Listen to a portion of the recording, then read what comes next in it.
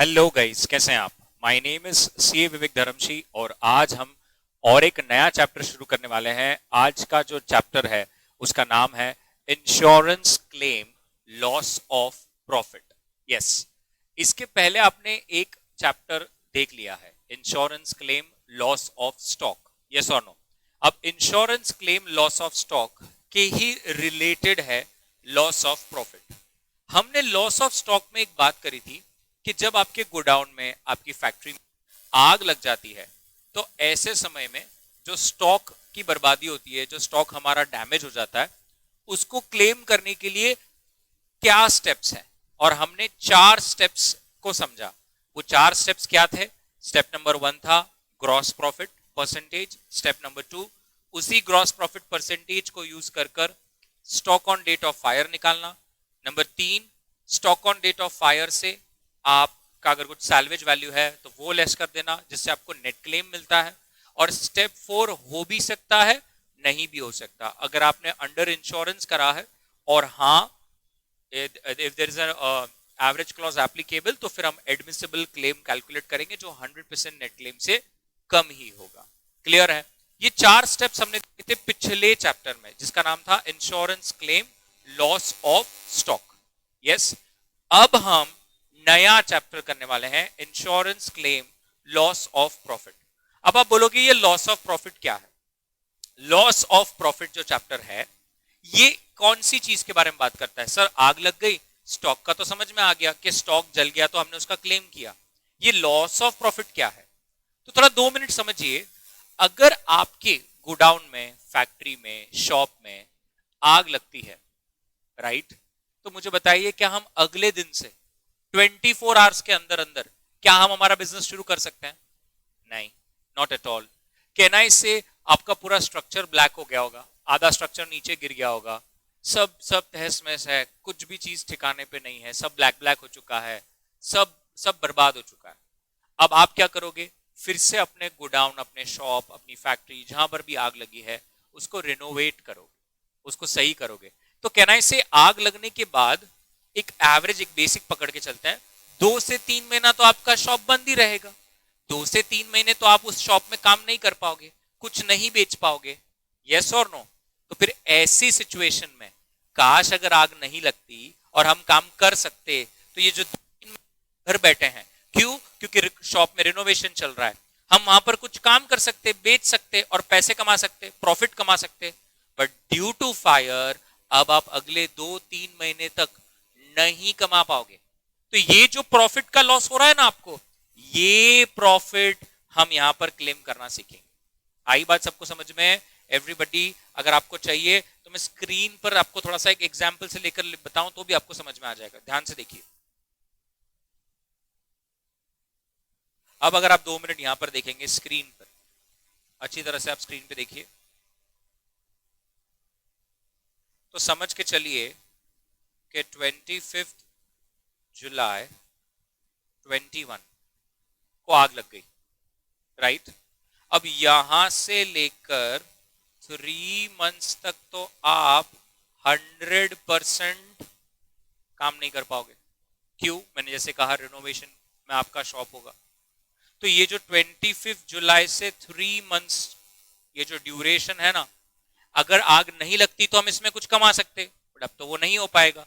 तो इस 3 मंथ्स में जो हमें लॉस हो रहा है due to temporary stoppage of business, ये प्रॉफिट का क्लेम भी हम कर सकते हैं इंश्योरेंस में। यस, अगर आपने obviously loss of profit policy निकाली है तो, अगर आपने लॉस ऑफ प्रॉफिट पॉलिसी निकाली है तो आप 100% इसका भी क्लेम कर सकते हैं।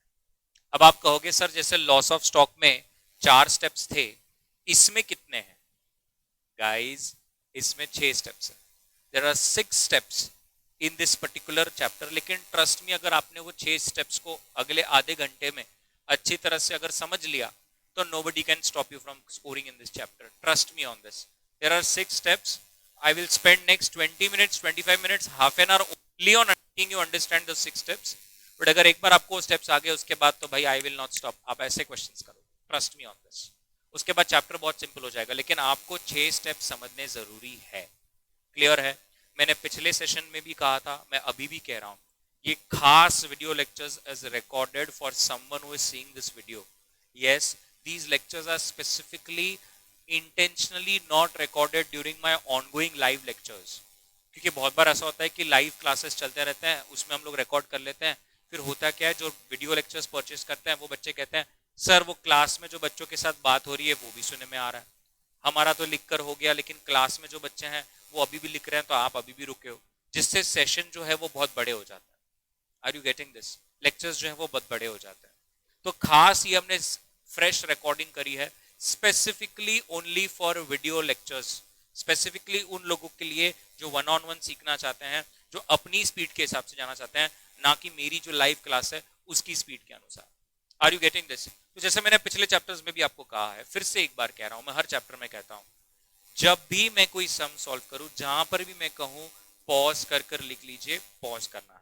Pause button is very important for you because it controls the speed at which you want to go. Are you getting this? तो आप पॉज करेंगे स्पेसिफिकली जहां पर आपको लगता है कि हाँ अब मुझे लिखना है, आपको जितना समय लेना है आप ले सकते हैं, आराम से लिख लीजिए और फिर आप आगे बढ़ जाना. श्योर? बट मैं आपके लिए ही बात कर रहा हूं, तो मैं आराम से मेरा क्वेश्चन सोल्यूशन एक्सप्लेन करूंगा, फिर मैं आपको क्लियर कहूंगा कि अब यहाँ पर पॉज कर लीजिए, लिख लीजिए, यहाँ पर पॉज कर लीजिए, लिख लीजिए, और आप लिख लोगे. लेकिन मेरी एक रिक्वेस्ट है, जब मैं कोई सम को एक्सप्लेन कर रहा हूँ गाइस, तब नहीं लिखना, तब नहीं लिखना है. मैं आपको लिखने का मौका दूंगा, अभी भी मैं पहले 6 स्टेप समझाऊंगा. ये 6 स्टेप जब मैं समझाऊं तब आप बीच में पॉज मत कीजिए, तब मत लिखिए, मैं आपको मौका दूंगा तब आप करना. ठीक है? Sure about this everybody? तो चलिए शुरू करते हैं आज के हमारे ये 6 स्टेप्स, जो कि है insurance claim loss of profit पर. आइए नाउ एकदम ध्यान से, अच्छी तरह से. सबसे पहले स्टेप वन है डिटरमाइन इंडेमनिटी पीरियड. क्या है इंडेमनिटी पीरियड? अब ये इंडेमनिटी पीरियड क्या होता है बिल्कुल समझिए. इंडेमनिटी पीरियड का मतलब होता है कि आपका आग लगने के बाद कितने महीने बिजनेस बंद था, how many months the business was close down. So let's say for example आप कहते हो सर मेरा तो बिजनेस है ना 3 महीने बंद था. ठीक है, तो आपको दिख रहा है उसमें लिखा है actual period of dislocation, we will write 3 months. लेकिन जब आप ये पॉलिसी निकालते हो ना, तो आपको इंश्योरेंस कंपनी को बोलना पड़ता है कि आपको कितने महीने का इंडेमनिटी पीरियड चाहिए. इंडेमनिटी का मतलब वो पीरियड जिसके लिए जो आपको लॉस हुआ है कंपनी भर कर देगी. ऑब्वियसली आप जितना इंडेमनिटी पीरियड बढ़ा रखोगे पॉलिसी निकालते वक्त, उतना प्रीमियम अमाउंट ज्यादा आएगा. यस और नो? तो लेट्स से फॉर एग्जांपल आपने इंश्योरेंस कंपनी को कहा कि मेरा अगर कभी भी आग लगता है तो 4 महीने का तो मुझे टाइम लगता है फिर से पूरा रिनोवेट करने के लिए, तो आप 4 महीने का इंडेमनिटी पीरियड निकालिए. तो 4 महीने अगर आपका इंडेमनिटी पीरियड है, पॉलिसी में लिखा है कि कंपनी आपको 4 महीने के लिए कंपेंसेट करेगी, तो यू कैन सी यहाँ पर clearly on the left hand side we have stated whichever is lower. Obviously यार, अगर आपकी पॉलिसी में लिखा है 4 महीने और आपका एक्चुअली दुकान या बिजनेस 3 ही महीने बंद हुआ है, तो इंश्योरेंस कंपनी आपको कितने महीने का भर के देगी? 3 महीने या 4 महीने? ऑब्वियसली 3 महीने, बिकॉज भले ही पॉलिसी में 4 महीना लिखा हो बट आपका बिजनेस तो 3 ही महीने बंद हुआ है ना, तो हम तो आपको 3 ही महीने का लॉस ऑफ प्रॉफिट भर कर देंगे. आई बात समझ में? लेट्स से फॉर एग्जांपल मेरा हेल्थ इंश्योरेंस है, मेरे हेल्थ इंश्योरेंस में लिखा है पोस्ट हॉस्पिटलाइजेशन 90 डेज तक का जो भी खर्चा होगा वो भर के मिलेगा. कितना? Post 90 days.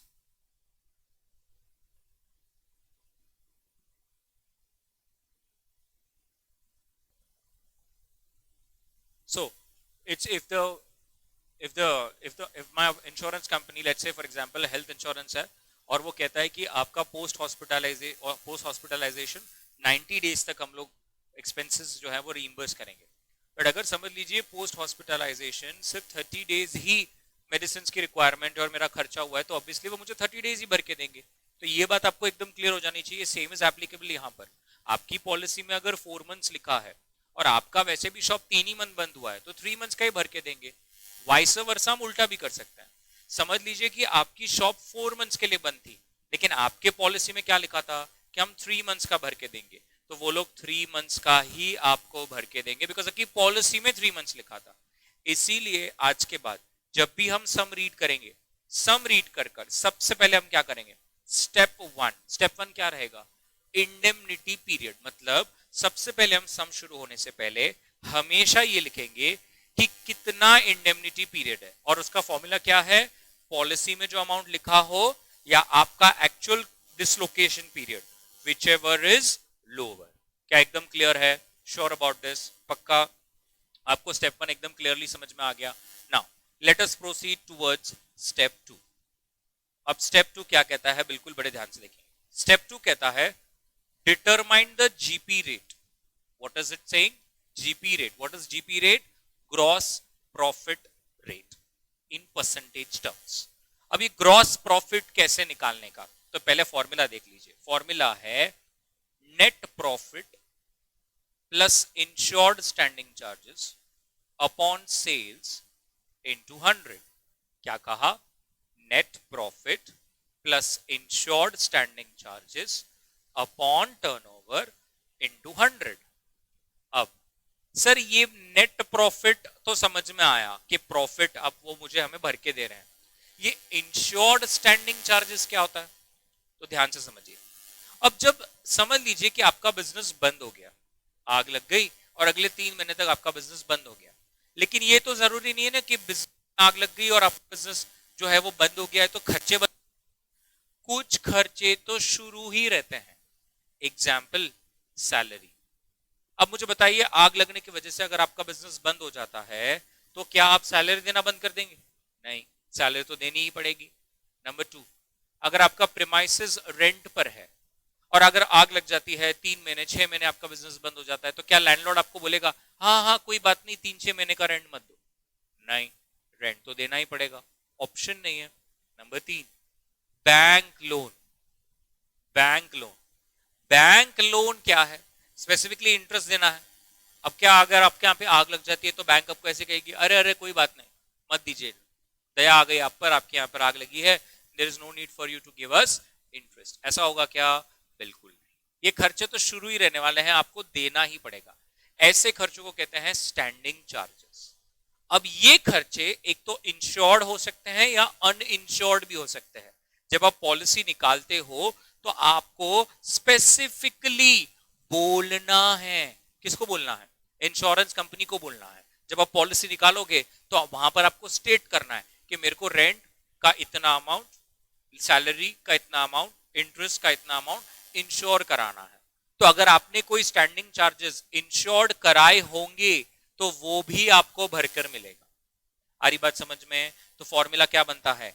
Net profit plus insured standing charges upon sales into 100। Clear है? अब आप बोलोगे सर ये पूरा डेटा कौन से ईयर का? गाइस ये है पिछले ईयर का डेटा। याद रखना, इसीलिए आप देख सकते हैं स्पेसिफिकली ऊपर एक मैंने लिखा है, देखिए मैं रेड में कर रहा हूं, बेस्ड ऑन प्रीवियस ईयर। इसका मतलब क्या है?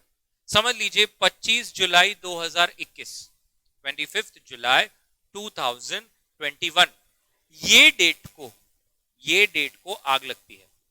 अब 25 जुलाई 2021 कौन से फाइनेंशियल ईयर का है? Financial year 21-22। यस और नो? तो आपको net profit, insured standing charges और सेल ये कौन से ईयर का लेना है? पिछले, मतलब कौन सा? 2021। आई बात समझ में? तो जो फाइनेंशियल ईयर में आग लगी है आपको वो फाइनेंशियल ईयर का डेटा नहीं लेना है स्टेप 2 में। आपको स्टेप 2 में कौन से ईयर का डेटा लेना है? पिछले ईयर का डेटा लेना है। पिछले ईयर का नेट प्रॉफिट, पिछले ईयर के टोटल इंश्योर्ड स्टैंडिंग चार्जेस और पिछले ईयर के 12 महीने का टर्नओवर, सेल्स, और फिर आपको मिल जाएगा आपका जीपी रेशो जो ऑब्वियसली परसेंटेज में होगा। क्लियर है? उसके बाद अगर आप देखेंगे, मैं यहां पर आपके लिए देखिए मैंने ग्रीन कलर में यहां पे लिखा है एडजस्ट इफ एनी। अब ये एडजस्ट इफ एनी क्या है? बहुत बार क्वेश्चन आपको ऐसा कहता है कि अपने जीपी रेशो को 5% एडजस्ट करो। इसका मतलब ये है कि अगर आपका जीपी रेशो का आंसर समझ लीजिए 20 आता है तो आपको उसमें 5% ऐड करना है और आपका स्टेप 2 का आंसर होगा 25%। आई बात समझ में?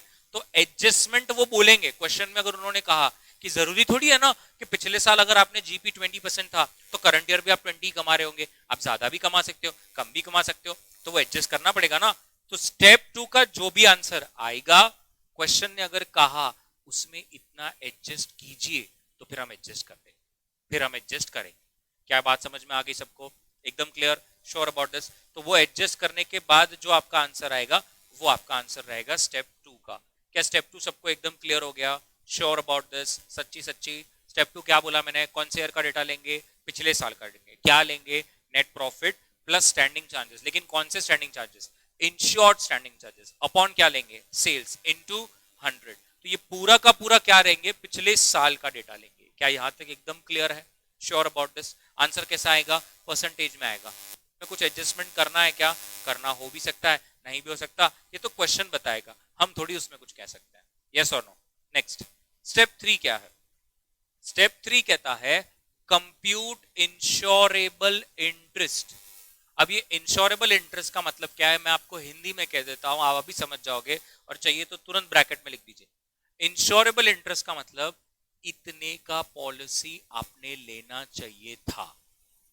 क्या बोला मैंने? इतने का पॉलिसी आपने लेना चाहिए था। You should have taken at least, अभी स्टेप 3 का जो आंसर आएगा ना, आपने उतने का पॉलिसी तो लेना ही चाहिए था।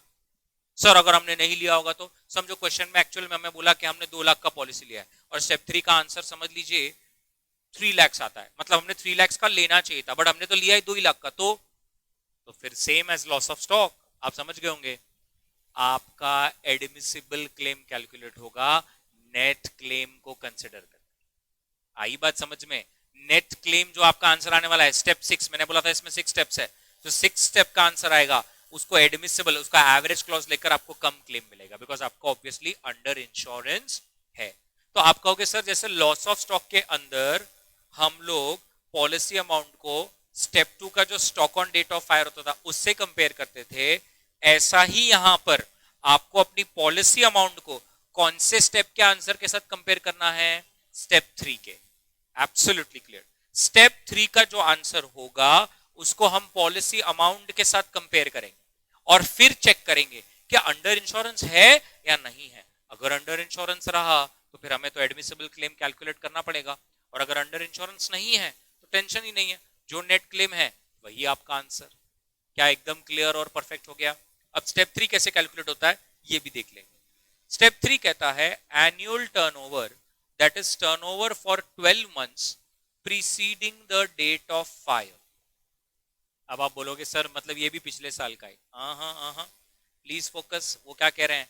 Preceding the date of fire. इसका मतलब सर, इसका मतलब है जिस दिन आग लगी, आग लगने से एग्जैक्ट पिछले 12 महीने। सर स्टेप 2 में कौन सा सेल्स था? स्टेप 2 में था पिछले साल के 12 महीने। तो सब स्टेप 3 में क्या है? स्टेप 3 में है आग लगने से एग्जैक्ट 12 महीने का सेल्स। तो मतलब अगर 25 जुलाई 2021 को आग लगी है, 25 जुलाई 2021 को अगर आग लगी है, तो 25 जुलाई 2021 से एग्जैक्ट 12 महीने पीछे लेना है। मतलब सर 25 जुलाई 2020 से 25 जुलाई 2021, ये 12 महीने का सेल्स आपको कंसिडर करना है। आई बात सबको समझ में? तो स्टेप 3 में आप कौन सा सेल्स लेने वाले हो? पिछले साल का लोगे, करंट ईयर का लोगे, या करंट ईयर में जो आग लगी है वहां से एग्जैक्ट 12 मंथ्स? यस, जहां पर आग लगी है वहां से एग्जैक्ट 12 मंथ्स का आपको सेल्स कंसिडर करना है। आई बात समझ में? उसके बाद उसमें आप देख सकते हैं ऐड और लेस एनी एडजस्टमेंट। जैसे जीपी रेशो में स्टेप 2 में था वैसा यहां पर भी है, वैसा यहां पर भी आपको एडजस्ट करना है। वो आपको बोलेंगे कि भाई आपका जो टर्नओवर है हर साल 10% से बढ़ता है, तो आपको वो 10% उसमें ऐड कर देना है। वो कहेंगे हमारा टर्नओवर हर साल 20% से बढ़ रहा है, तो आपको 20% इसमें ऐड कर देना पड़ेगा। आई बात समझ में? फिर जब आप ऐड कर दोगे तो उसको हम क्या कहते हैं? Adjusted annual turnover. क्लियर है? क्या कहते हैं? Adjusted annual turnover. और वो जो आंसर आएगा उसको स्टेप 2 के आंसर के साथ मल्टीप्लाई करना है। So it is GP in percentage into this adjusted annual turnover. जो आंसर आएगा दैट इज स्टेप 3 का answer, which says what is the amount of policy that you should have taken. Is this clear? I will repeat step 3. Step 3 क्या करना चाहता है? Calculation of insurable interest. What is insurable interest? Insurable interest का मतलब है कितने का policy लेना चाहिए था. What is the amount of policy that you should have procured from the insurance company. This number will be compared with the actual amount of policy and decided whether admissible claim or net claim. Is this clear? Now, how will this step be solved? First, you have to take the turnover. But turnover from where? The date of fire जो है वहां से exact 12 months. उसमें आप trend का effect दोगे. जो भी क्वेश्चन कहेगा आपको मिल जाएगा एडजस्टेड टर्नओवर. और एडजस्टेड टर्नओवर को स्टेप 2 का जो जीपी रेशियो है उससे मल्टीप्लाई करोगे तो आपको मिल जाएगा आपका स्टेप 3 का आंसर. एकदम क्लियर है? परफेक्ट. तो स्टेप 2 ने आपको क्या बताया? कितना परसेंट जीपी रेशियो है, कितना परसेंट जो भी आपका लॉस होगा सेल्स का उसका आपको कंपेंसेट कर देगा. स्टेप 3 ने क्या सिखाया? कितने की पॉलिसी होनी चाहिए थी. अब शुरू होता है स्टेप 4. अभी आप आई होप अभी तक आपने कुछ भी नहीं लिखा है. समय दूंगा मैं. अगर आप मेरा सुनकर जैसे जैसे मैं बोल रहा था सुनते सुनते भी लिख रहे हैं तो कोई दिक्कत नहीं है. बट वैसे भी मैं फिर से आपको समय दूंगा लिखने के लिए. अब स्टेप 4 जो है it is computation of short sales. Now what is a short sales? Now this is a step which will finally decide how much needs to be compensated. Short sales. अभी short sales क्या है बिल्कुल बड़े ध्यान से देखिए. तो सबसे पहले ये कहता है standard turnover, that is turnover of the previous year corresponding to indemnity period. अब इसका मतलब क्या है थोड़ा ध्यान से देखना, बहुत मस्त है. ये क्या करना चाहता है? इंश्योरेंस कंपनी भी बड़ी स्मार्ट है बिकॉज इनको मालूम है कि 12 महीने सबका सेम सेल्स नहीं होता, सीजन भी होता है, राइट? तो लेट अस से फॉर एग्जांपल आपका 25 जुलाई 2021 में आग लगा और यहां से 3 महीने आपका डिसलोकेशन हो गया था. मतलब 25 जुलाई से 25 अगस्त, 25 सितंबर, 25 अक्टूबर, ये 3 महीने का आपका एक तरह से डिसलोकेशन हो गया. ठीक है, तो आप ये 3 महीने का क्लेम करना चाह रहे हो कि भैया हम अगर ये 3 महीने हम काम करते तो हम कुछ प्रॉफिट कमा लेते, अब आप हमें भर के दीजिए. तो आप ये 3 महीने का जो है वो पैसा मांग रहे हो. यस और नो? अब इंश्योरेंस कंपनी क्या कहती है? बेटा एक काम करो, यही समय पिछले साल आपने कितना सेल्स किया था. आई होप यू अंडरस्टैंडिंग. यहां पर अब कौन सा सेल्स लेना है? जो 3 महीने ये साल के आपके बर्बाद हो गए ना. इंश्योरेंस कंपनी कह रही है यही 3 महीने पिछले साल का सेल्स क्या था. मतलब पिछले साल 25 जुलाई 2020 से 25 अक्टूबर 2020 कितना सेल किया था तुमने? तुमने पिछले 3 साल कितने का सेल किया था जरा वो तो बताओ. वो आएगा यहां पर आपका. Are you getting this? They are very smart. They know. ऐसा भी तो हो सकता है कि आपकी अभी वैसे भी 3 महीना कोई सीजन नहीं थी और आग लग गई और आप दुनिया को बता रहे हो अरे देखो मैं कितना टर्नओवर करता हूं, मेरा 3 महीने चले गए, अब बाप रे कितना लॉस हो गया. अरे हो सकता है ये जो 3 महीने हैं ये आपकी सीजन ही ना हो, वैसे भी आपका इतना सेल नहीं होता है. तो इंश्योरेंस कंपनी बड़ी स्मार्ट है. वो कहती है पिछले साल यही 3 महीने कितना कमाया था, जरा टर्नओवर तो बताइए. वो टर्नओवर में आप देख सकते हैं फिर से आप अपना ट्रेंड को एडजस्ट करोगे. क्वेश्चन आपको बताएगा कितना परसेंट ऐड करना है, कितना परसेंट लेस करना है, तो वो आप ट्रेंड ऐड कर दोगे. ट्रेंड ऐड करने के बाद आपको मिल जाएगा एडजस्टेड टर्नओवर. यस और नो? एडजस्टेड टर्नओवर एक बार मिल जाए फिर आप उसमें से कर देंगे less actual turnover during the indemnity period. ये भी तो होता है. अब मैं आपको एक सिंपल सा एग्जांपल देता हूं. मेरे डैड का भी शॉप है, हमारे यहां पर कभी आग नहीं लगी, बट वो होता है ना roads widening, road widening government municipal corporation का काम होता है कि भाई रोड पर बहुत दुकानें आ चुकी है, तो ऐसे पूरे एरिया में रोड वाइडनिंग का काम हो रहा था. So the bulldozer was coming and making sure कि जितने भी शॉप्स हैं सबका जितना भी एरिया से बाहर आप आगे हो उस सबको लाइन से वो एक तरह से हटाया जाए. तो अब ऐसे समय में हुआ क्या, मेरे डैड के शॉप का भी कुछ पार्ट जो है वो गिराया गया.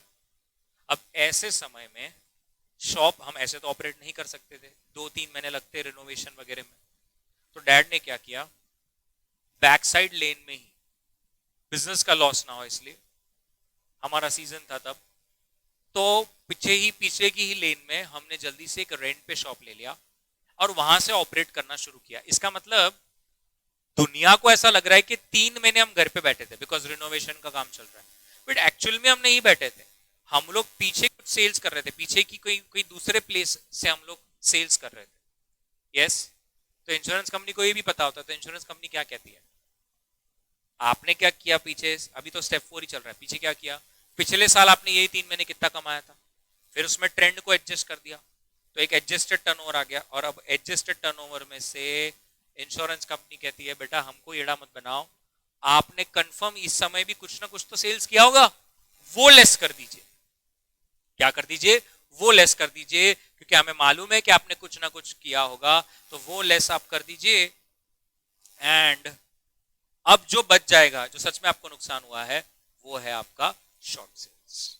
वो है आपका शॉर्ट सेल्स कि भाई हाँ इतना आपका लॉस सेल्स का नुकसान हुआ है, हम आपको ये भर के देंगे। तो आप देख सकते हैं ये जो शॉर्ट सेल्स है, मैं 2 मिनट स्टेप 5 को स्किप कर रहा हूं, थोड़ा ध्यान से देखिए। आप देख सकते हैं स्टेप 6 जो कि फाइनल स्टेप है, वहां पर सबसे पहले लिखा गया है लॉस ऑफ प्रॉफिट। और लॉस ऑफ प्रॉफिट का देखिए कैलकुलेशन क्या है, आप देख सकते हैं it is short sales into the GP ratio, मतलब स्टेप 2 इनटू स्टेप 4। स्टेप 4 बताता है कि आपका कितना शॉर्ट सेल्स है, और step 2 is your GP ratio. तो वो दोनों को आप जब मल्टीप्लाई करोगे तो वो बोलेगा कि मालूम पड़ गया आपको कितने का प्रॉफिट में नुकसान हुआ है, हम आपको वो भर के देंगे। क्या क्लियर है, सबको समझ में आया, श्योर अबाउट दिस? तो वो step 4 into step 2 is step 6 की first thing that the insurance company is ready to reimburse you. Sure about this, यहां तक क्लियर है? तो सबको समझ में आ गया ये वाला। नाउ स्टेप 5 क्या है, अगर आपने कुछ एडिशनल खर्चे किए हो, अब हम करते ही है ना एडिशनल खर्चे, जैसे मेरे डैड ने पीछे की ही लेन में और एक शॉप लिया 3 महीने के लिए रेंट पर, तो वो रेंट भी तो हमने एडिशनल खर्चा किया है, वो खर्चा भी वो भर के देने को तैयार है। यस, तो सबसे पहले वो कहते हैं, ध्यान से देखना, सबसे पहले कहते हैं एक्चुअल एडिशनल खर्चा। बहुत बार एक क्वेश्चन में इंक्रीज इन वर्किंग कैपिटल के नाम से बोला गया होगा, इसलिए मैंने वहां पे लिखा है, एक वो अमाउंट आ जाएगी क्या एडिशनल खर्चा आपने कितना किया। तो समझ लीजिए आपने एडिशनल खर्चा किया फॉर एग्जांपल 50,000, हमने पिछले 3 महीने का रेंट जो भरा वो 50,000 था। फिर इंश्योरेंस कंपनी कहती है ओके, सेकंड इंश्योरेंस कंपनी कहती है GP on sales generated by that additional expense. मतलब इंश्योरेंस कंपनी बड़ी स्मार्ट है, वो कहती है एक काम करो, आपने 50,000 का एडिशनल खर्चा किया कि आप 3 महीना कहीं ना कहीं से बिजनेस कर सको। आपने ये जो 50,000 का खर्चा किया, आपने वो दुकान पर जो आपने टेम्पररी ली थी, वहां पर आपने कितने का सेल किया? हमने कहा हमने 2 लाख का सेल किया, और आपका जीपी रेशो कितना है 20%, तो 2 लाख पे 20% कितना होता है 40,000। मतलब इंश्योरेंस कंपनी कह रही है इसका मतलब तो ये हो गया कि आपने कमाए 40,000 लेकिन आपने खर्च किए 50,000 रुपए एज रेंट। ऐसा कोई करता है क्या, बताइए? ऐसा कोई करता है? ऐसा कोई पागल है कि उसको मालूम है कि मैं जितना कमाऊंगा वो कम है और उससे ज्यादा खर्चा कर दे रहा हूं? तो इंश्योरेंस कंपनी इसलिए कहती है एक काम करो, पहले तो आप एक लाइन में लिख दो आपने एडिशनल कितना खर्चा किया, हमने लिख दिया 50,000। फिर वो सेकंड लाइन में कहते हैं आपने जो एडिशनल खर्चा किया इससे आपने कितने का प्रॉफिट कमाया, तो जो टर्नओवर है इनटू द जीपी रेशो आपने वो बता दिया। और थर्ड स्टेप में वो एडिशनल खर्चे को प्रोपोर्शनेट करना चाह रहा है, टेकिंग इनटू कंसिडरेशन अगर कुछ आपके स्टैंडिंग चार्जेस अनइंश्योर्ड है तो उसका एक प्रोपोर्शन करना चाहता है। तो जैसे एडिशनल एक्सपेंस इनटू, अभी गाइस इंटेंशनली यहाँ पे लिखा गया है GP on adjusted annual turnover. I hope you understand what is GP on adjusted annual turnover. It is nothing but step 3, yes or no? So it is nothing but step 3 upon step 3 plus uninsured standing charges. Yes, step 3 plus uninsured standing charges. तो वो एक तरह से step 1 में क्या था actual खर्चा, फिर ये थर्ड में क्या था एक्चुअल खर्चा into insurable amount upon insurable amount plus uninsured standing charges. So I hope you understanding they are taking proportionate, मतलब न्यूमरेटर में have taken insured and denominator में have taken insured plus uninsured. Are you getting this? मतलब insured plus uninsured is in the denominator. If you could see, if you would like to see, I can do it with a different color pen. See this is step 3 मतलब insured and this is uninsured, मतलब insured plus uninsured. Denominator में they have taken total and numerator में they have taken only insured. Into क्या है additional expenses, into additional expenses. अब ये तीन चीजों में वो जो भी विचेवर इज लोअर है वो आपको वो भर के देते हैं। आपको क्या लगा सब भर के देंगे क्या? नहीं, विचेवर इज लोअर, ये तीनों में से जो सबसे कम आएगा ना वो आंसर वो आपको भर के देंगे। मतलब अगर समझ लीजिए, एक काम समझते हैं, थर्ड वाला स्टेप को गायब कर दो, थर्ड वाला भी चला गया। मैंने क्या कहा था, मैंने कितना रेंट खर्चा किया है 50,000, यस और नो। और मैंने उसके वजह से 2 लाख का सेल किया जिसपे 20% जीपी कमाता हूं, तो 2 लाख पे 20% कितना होता है 40। इसका मतलब आपने 50,000 का खर्चा किया और 40,000 ही कमाए, तो इंश्योरेंस कंपनी बोलती है ऐसा तो कोई एड़ा नहीं है, तो हम आपको 50 नहीं 40,000 भर के देंगे। क्लियर है एवरीबॉडी? इसीलिए स्टेप 5 में जो ये 3 कंपोनेंट्स है, ये तीनों कंपोनेंट में से जो विचेवर लोअर होगा, जो सबसे कम होगा, वही आपको क्लेम करेंगे। तो आप देख सकते हैं स्टेप 2 में सेकेंड चीज जो वो आपको दे रहे हैं वो है एड एडिशनल एक्सपेंसेस। मैंने यहाँ पे क्लियरली लिखा है स्टेप 5, मतलब स्टेप 5 के जो 3 चीजें हैं उसमें से जो सबसे लोएस्ट होगा वो आपको यहाँ पे भर के मिलेगा, वो आपको यहाँ पर क्लेम करने के लिए मिलेगा। क्लियर है? Third, less saving in insured charges. बहुत बार ऐसा होता है कि सेविंग हो जाती है इंश्योर्ड चार्जेस में, आपकी कोई सेविंग है, क्वेश्चन आपको कहेगा कि आग लग गई, 4 आदमी आपके पास आए, आपके एम्प्लॉयज आए और वो आपको कहे सर हम लोग है ना जॉब छोड़ना चाहते हैं, हम वैसे भी छोड़ रहे थे बट अब जबकि 3 महीना सच्ची बिजनेस बंद है and we have got a job somewhere else so we are thinking to leave. तो अब ये तो आपका स्टैंडिंग खर्चा बच गया ना, तो जो बच गया इंश्योरेंस कंपनी भाई बता दो तो हम क्लेम में उतना कम कर देंगे, मतलब उतना आपको वो कम पैसा में देंगे। तो लेस है यहाँ पर, आप देख सकते हैं less saving in insured standing charges and that will give you your net claim. That is the net claim. तो नेट क्लेम क्या क्या आया? स्टेप 4 जो है आपका short sales into GP ratio, एक वो आ जाएगा। नंबर 2 एडिशनल अलाउंस एक्सपेंसेस आ जाएंगे, और नंबर 3 अगर कोई इंश्योर्ड चार्जेस में कोई सेविंग है तो वो लेस हो जाएगा। That will give you net claim. Yes और नो? अब मैंने आपको क्या कहा था, पॉलिसी अमाउंट को किसके साथ कंपेयर करना है? स्टेप 3 के साथ। यस और नो? स्टेप 3 और पॉलिसी अमाउंट को कंपेयर करना है। जब आप कंपेयर कर लोगे तो फिर आपको मालूम पड़ जाएगा कि अंडर इंश्योरेंस है या नहीं है, और अगर अंडर इंश्योरेंस है तो आपको तो मालूम है वही हमारा standard formula, admissible claim is net claim into policy amount upon step 3 that is insurable amount. That is in Hindi मैंने पहले ही बताया जितना पॉलिसी का अमाउंट होना चाहिए था, जिससे वो आपको सिर्फ और सिर्फ प्रोपोर्शनेट ही पैसा दे। क्लियर है? सबको समझ में आया? मैं तो आपको कहूंगा भैया एक बार फिर से आप स्टेप 6 चाहिए तो मैं फिर से एक बार बोल दूं यार, आपका व्यूइंग भी बचाऊं, फास्ट एक बार बता दूं तो फटाफट से सोचेंगे। स्टेप 1 क्या था? Indemnity period. और इंडेमनिटी पीरियड मतलब क्या? Whichever is lower. कौन सी चीज लोअर? नंबर 1 एक तो जितना डिसलोकेशन हुआ है या पॉलिसी में मेंशन किया है, दोनों में से जो भी कम होगा वो, राइट? स्टेप 2 क्या होता है? Step 2 is GP ratio. GP ratio कैसे कैलकुलेट होगा? Net profit plus insured standing charges upon turnover into 100। और ये सब कौन से ईयर का लेना है? जिस ईयर में आग लगी वो या पिछले साल? एग्जैक्ट पिछले साल। Very good. स्टेप 3 क्या होता है? Step 3 is insurable interest. मतलब क्या? कितने का पॉलिसी लेना चाहिए था? कैसे कैलकुलेट करोगे? आग जहां पर लगी है एग्जैक्ट वहां से 12 महीने का सेल्स, उसमें आप ट्रेंड को एडजस्ट करोगे, आपको मिल जाएगा एडजस्टेड टर्नओवर, और एडजस्टेड टर्नओवर इनटू स्टेप 2 का GP ratio will give you insurable interest. Clear है? पक्का? नेक्स्ट स्टेप 4 क्या था? Short sales. शॉर्ट सेल्स क्या है? जो 3 महीने 4 महीने आपका बिजनेस ये साल बंद था, एग्जैक्टली पिछले साल वही 3 से 4 महीने के अंदर आपने कितना कमाया, क्या कमाया था, उसमें ट्रेंड को एडजस्ट करेंगे, और फिर लेस एक्चुअल सेल्स जो आपने अभी किया, कुछ ना कुछ तो आपने 3-4 महीने सेल्स किया होगा, वो हम लेस कर देंगे तो आपको मिल जाएगा शॉर्ट सेल्स। क्लियर है एवरीबॉडी? उसके बाद स्टेप 5 आता है जिसमें 3 चीजें हैं, और वो तीनों में से जो भी कम होगा, लीस्ट होगा, whichever is lower that will be considered. So एक है additional actual expense, number 2 GP on additional sales due to this expense, and number 3 यही additional expense but उसका proportionate into insurable interest upon insurable interest plus uninsured standing charges. Clear है? और step 6 is the final step where it concludes everything. It is about net claim, जिसमें सबसे पहले क्या आएगा? सबसे पहले आएगा लॉस ऑफ प्रॉफिट, मतलब जो शॉर्ट सेल्स था आपका स्टेप 4 में, into the GP ratio. Yes और नो? नंबर 2 क्या है? Additional expenses as per step 5। और नंबर 3 क्या है? अरे अगर आपकी कोई इंश्योर्ड स्टैंडिंग चार्जेस में सेविंग हुई है तो बता दो, वो लेस हो जाएगा, फिर आ जाएगा आपका नेट क्लेम। यस, एक बार नेट क्लेम आ गया उसके बाद अगर अंडर इंश्योरेंस है तो एडमिसिबल क्लेम आएगा, अगर अंडर इंश्योरेंस नहीं है तो एडमिसिबल क्लेम नहीं आएगा। क्या एकदम क्लियर हो गया है सबको? प्रॉपरली 6 स्टेप सबको समझ में आ गए? सच्ची एवरीबॉडी? ओके, तो अब हम क्या करेंगे यहां से, अब आप, मैं क्या करता हूं, चाहिए तो सारी जो मैंने उसके ऊपर सारे मार्क्स किए थे, what I will do is I will delete it so that you can एकदम आराम से कॉपी एवरीथिंग। यस, तो यहाँ पर अब आप ये सारे स्टेप्स को आराम से पॉज कर कर कर लिख लीजिए। मैं हर स्लाइड को स्क्रीन पर 3 से 4 सेकंड रख रहा हूँ, जिससे आप पॉज कीजिए, लिख लिए, फिर नेक्स्ट पर जाइए, पॉज कीजिए, और उसके बाद हम सम्स के साथ शुरू करेंगे। ठीक है, चलिए।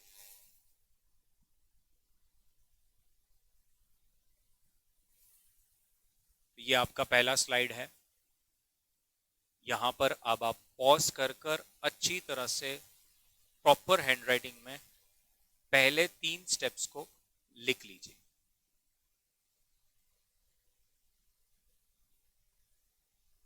आशा है आपने पॉज कर कर लिख लिया होगा। नेक्स्ट, स्टेप 4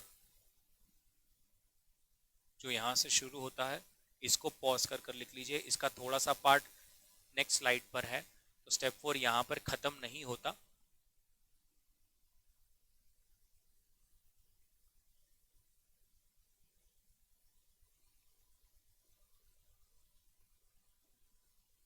ये स्टेप 4 का कंटिन्यूएशन है। और स्टेप 5 के 3 चीजें आप यहां पर लिख दीजिए, विच एवर इज लोअर, जो भी इसमें से कम होगा, which ever is lower. Yes, pause कर कर लिख लीजिए अच्छी तरह से। सम्स में आपको बहुत ज्यादा क्लियर हो जाएगा। और भी अगर कोई चीज है जो ऐसी आपको लगता है कि हाँ थोड़ा सा शायद ना समझाओ, सम्स में सारी बातें और क्लियर होगी। अभी तो हमने सिर्फ और सिर्फ आधे घंटे से 40 मिनट से हमने सिर्फ और सिर्फ स्टेप्स को समझा है। पॉज कर लीजिए। और ये आपका स्टेप 6 आता है। यहां पर आप पॉज कर कर ये लिख सकते हैं। आपको चाहिए तो आप इसको स्टेप 7 दे दीजिए। हम इसे इसलिए स्टेप नहीं कहते because it is not compulsory कि ये होगा। आपको भी मालूम है पॉलिसी अमाउंट को स्टेप 3 से कंपेयर किया जाएगा, फिर मालूम पड़ेगा कि ये है या नहीं है। Yes,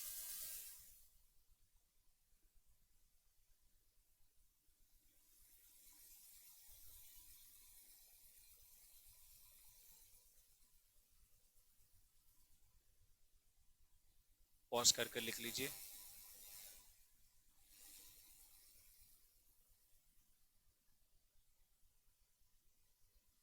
okay, so I hope आपने पॉज कर कर सारे स्टेप्स लिख लिए हैं।